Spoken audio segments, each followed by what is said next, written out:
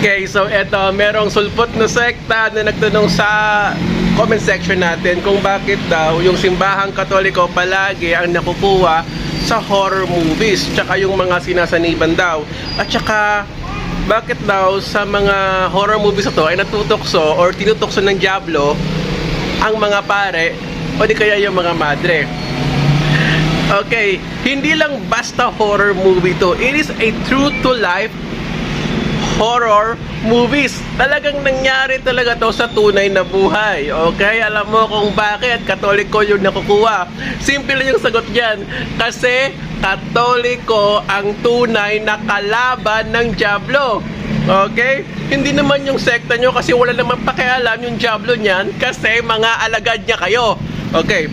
So, sa tanong mo kung bakit yung mga madre tsaka pare, yung kumbaga yung parang tinutokso ng diablo sa mga horror movies, ito lang yung sagot dyan.